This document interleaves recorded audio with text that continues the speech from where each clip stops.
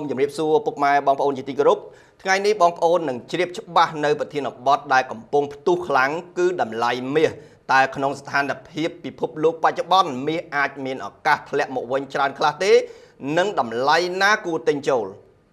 តម្លៃមាសអន្តរជាតិកាលពីម្សិលមិញនេះហក់ឡើងខ្ពស់បំផុតក្នុងប្រវត្តិសាស្ត្រមាសមិនធ្លាប់មានគឺដល់តម្លៃ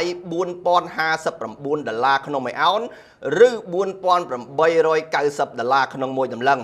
តែបន្ទាប់ពីឈរនៅកម្ពុជាតម្លៃនោះមិនទាន់បានប៉ុន្មានម៉ោងផងក៏បានលោតចុះមកក្រោមវិញយ៉ាងខ្លាំងប្រមាណ$115ក្នុង1អោនដោយបច្ចុប្បន្ននេះបានកំពុងជួញដូរជុំវិញតម្លៃ$3900ស្ដើងក្នុង1អោនឬជាង$4700ក្នុងមួយតម្លឹងដែលបានធ្លាក់ចុះប្រមាណជាង3%ត្រឹមតែមួយថ្ងៃប៉ុណ្ណោះបើប្រៀបធៀបនឹងតម្លៃមាសម្សិលមិញមូលហេតុចម្បងដែលបានធ្វើឲ្យតម្លៃមាសធ្លាក់ចុះយ៉ាងគំហុកដូចនេះគឺដោយសារតែប្រាក់ដុល្លារឡើងខ្លាំងដែលបានទទួលកម្លាំងពីប្រធានធនាគារកណ្ដាលលោក Jerome Powell ដែលបានធ្វើសន្ទរកថាការប្រយុទ្ធវិញនេះដោយមិនបានផ្ដល់តម្រុយបន្ថែមក្នុងការកាត់អត្រាការប្រាក់ក្នុងកិច្ចប្រជុំខែក្រោយនេះទេបាទ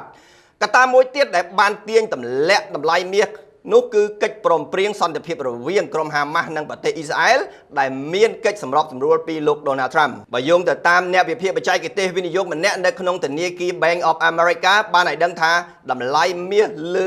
$4000ក្នុង1អោននេះគឺជាតម្លៃដែលមានអ្នកទិញច្រើនលើសលប់ឬចិត្តដល់ខួបសម្រាប់ធ្លាក់ចុះមកវិញខ្លះហើយបាទក៏នៅមានព័ត៌មានចេញផ្សាយបន្តទៀតដែលអាចធ្វើឲ្យតម្លៃមាសធ្លាក់បន្តនោះគឺកញ្ចប់ថវិកាបន្ថែមរបស់អាមេរិកត្រូវបានអនុម័តដើម្បីដំណើរការរដ្ឋាភិបាលដែលបានបិទនោះឡើងវិញបាទបើយោងទៅលើមូលហេតុធំៗដូចបានលម្អិតខាងលើតើតម្លៃមាសអាចធ្លាក់ចុះមកវិញបន្ថែមទៀតទេឬបើចុះបន្តក្នុងតម្លៃណាទើបអាចទិញវិញបានមាសអាចនឹងធ្លាក់ចុះមកបន្តទៀតតែមិនទាន់ធ្លាក់ចុះមកខ្លាំងនៅឡើយទេបើផ្ដោតទៅលើតម្រូវការពីផ្នែកវិនិយោគនិងពីបណ្ដាធនាគារកណ្ដាលជុំវិញពិភពលោក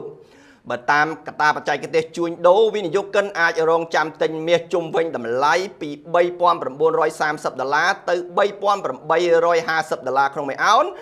ឬ$4734ទៅ$4638ក្នុងមួយតម្លឹងបាទសូមអរគុណ